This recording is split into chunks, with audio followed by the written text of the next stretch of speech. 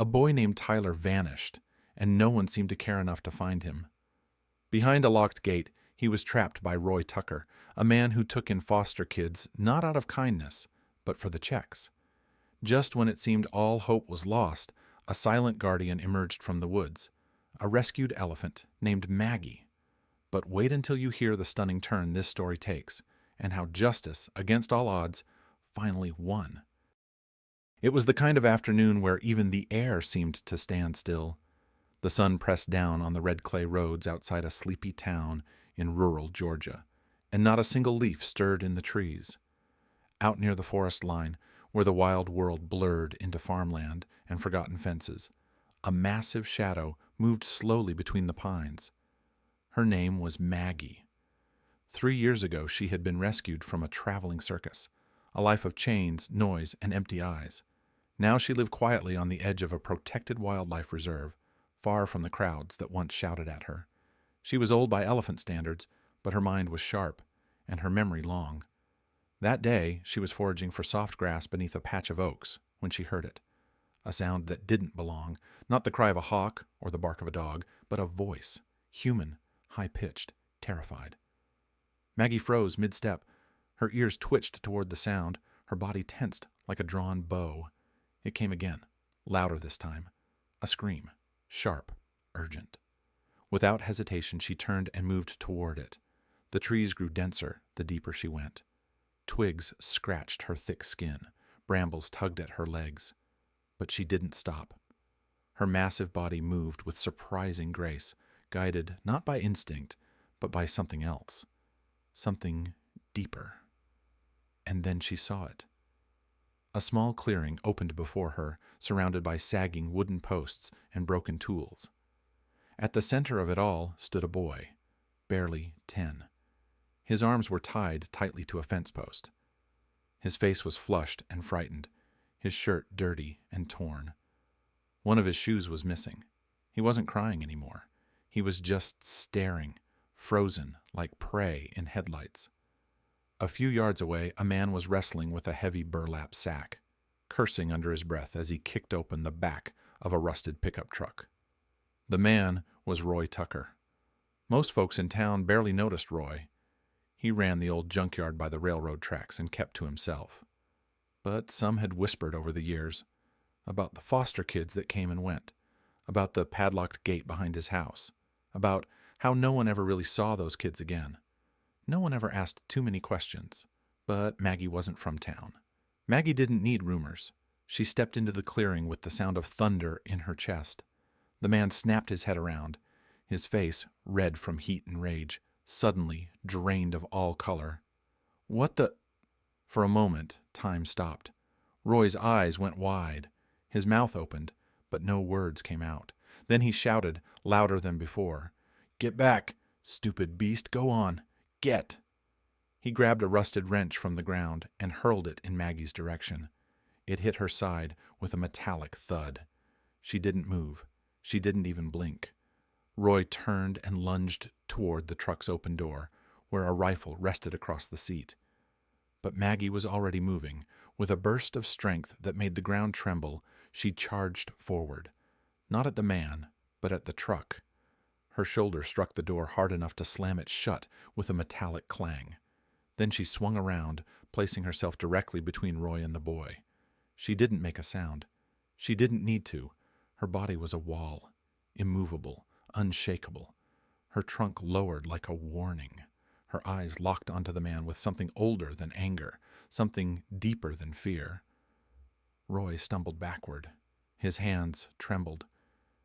He looked small now, suddenly aware of just how powerless he really was, because in that moment, it didn't matter who he'd been before. He wasn't the one in control anymore. The flashing lights cut through the forest like a second sun. 2 sheriff's cruisers and an ambulance rolled up the dusty path within 20 minutes of the emergency call made by a local Horrorwhistle hiker. She had been following a trail when she heard something that stopped her in her tracks, the unmistakable scream of a child, followed by the deep, strange sound of an elephant's trumpet. At first, dispatch thought it was a prank, but they sent help anyway. And when the first responders arrived, What they found left them silent. There, at the edge of the clearing, stood Maggie, still, protective, unmoving. And beside her, leaning into one of her legs like it was a shelter from the world, was a boy. Dirty, shaking, alive. Tyler Hartman, 10 years old, missing for 42 days. A name once on flyers, now spoken in disbelief. Deputies moved in slowly, trying not to startle Maggie, or the boy, or even themselves. It wasn't every day you found a child being guarded by a full-grown elephant in the middle of nowhere. But they weren't the only ones surprised. Roy Tucker stood off to the side, eyes darting, arms twitching, lips moving faster than his thoughts. He tried to talk his way out of it, saying he was just trying to teach the boy discipline. That it wasn't as bad as it looked, that people didn't understand how hard it is. But the truth didn't need defending. It was written all over the boy's face. When the officers finally placed Roy in handcuffs, something snapped inside him. His calm facade cracked. "He was nothing," Roy shouted, straining against the cuffs. "Nobody even came looking for him. You think I was going to waste my time on a kid the world already gave up on?" No one answered him.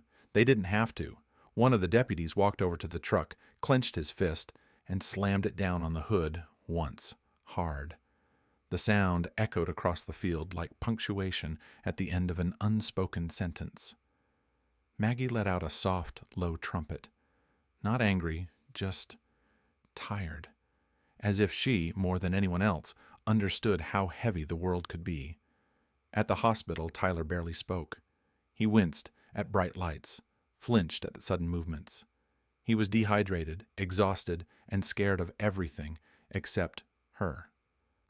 When a social worker gently asked him about the elephant, Tyler didn't look up at first, but then, softly, almost too quietly to hear, he whispered, "She looked sad too, like she knew." And maybe she did. Maggie's past wasn't written in words, but her body remembered. The scars on her back, the grooves on her ankles where ropes had once cut deep, the way she'd swayed from side to side in empty silence during the long months of recovery. They didn't talk about her life before the sanctuary, not in front of kids, but the caretakers knew. And now Tyler did too. It was something beyond language, beyond logic even, a kind of recognition that passed between them, the way her eyes met his without blinking, the way she stood guard without a sound. She didn't need anyone to explain what she was seeing, because pain knows pain.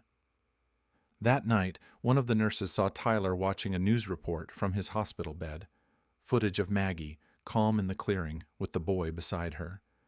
The anchor called it a miracle. The screen flashed with headlines. "Wild elephant saves missing boy." "Unlikely guardian angel."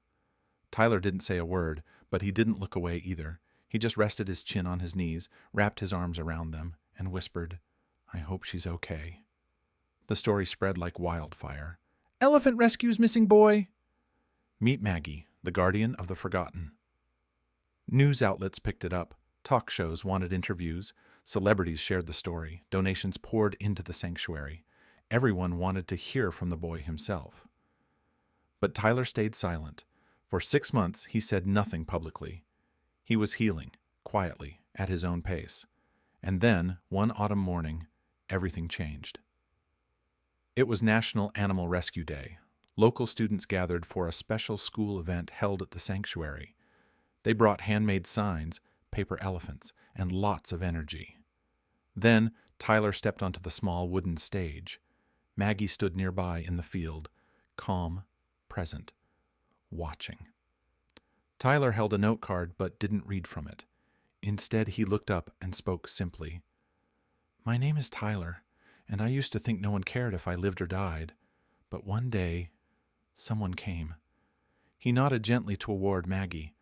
She didn't have to. She didn't know me, but she saw me, and she stayed. The crowd was still, students, teachers, parents, all holding their breath. Tyler continued, "If you ever feel like you don't matter, just remember, even a wild elephant stopped for me. That means you matter too." The applause began softly, then grew into a full standing ovation, and as if she understood, Maggie lifted her trunk, not for show, but as a quiet, proud gesture. The pain didn't vanish that day, but it became something else, something stronger. A story of hope, of connection, of how even the most unexpected hearts can save us, simply by refusing to walk away.